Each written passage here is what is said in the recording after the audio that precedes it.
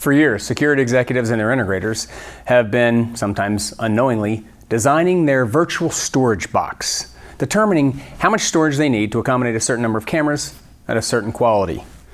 It's a game that really has two axes. One axis being the quality of the video required, the other being the retention time, how long we have to hold that video. Now, in essence, there's really only one fungible axis. The retention time is normally set by management, or industry best practices, or in many cases, even regulatory, which means for the security exec, quality is the only parameter he really has to play with. How does it work in practice? You install a bunch of new cameras. You set them for their highest quality, megapixel cameras at rich HD footage with very low compression and high frame rate. That means that you'll have this much of a storage requirement for this period of time.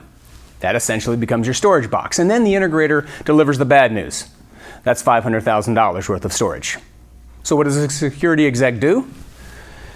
Let's say on a relative scale of 1 to 10, he cranks down the quality. He says, let's try quality 8 and see what that looks like. That means that becomes the storage box, and he says, yeah, that's quality I can live with. And the integrator delivers the news, oh, that's still $400,000.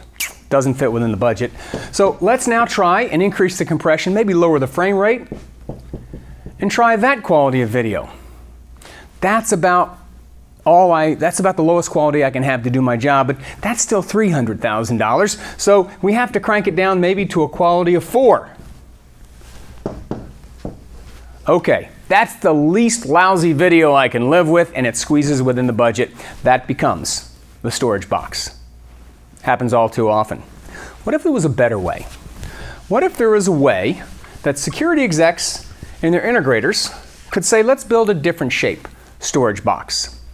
Let's say we actually want quality 10, the highest quality video we can have for early on in the life cycle, the first 1, 2, 3 days when we're protecting against violent crime, terrorist attacks, significant theft. After 1, 2, 3 days, that untoward event scenario hasn't happened, compress that video down, maybe to a quality of 6, a more standard quality, and keep it at that level for 30 days, protecting against employee theft and shrinkage, workman's comp claims, sexual harassment claims. After that period of time, compress it down maybe to an archival quality of 3, protecting against long-term risks that don't need such rich high-def video. Slip and fall claims that can be filed for 1, 2, in some cases 3 years after the fact, or regulatory compliance. Essentially, we get the quality of video we need when we need it, but we build a very different type of storage box. Instead of a large square or rectangle, you have a storage box that looks like this. And all of this storage space becomes freed up. Dollars to be allowed to be put back into places that can do real good. More cameras, higher resolution, biometrics, more guards. That is building a different kind of storage box. That's the technology known as video lifecycle management.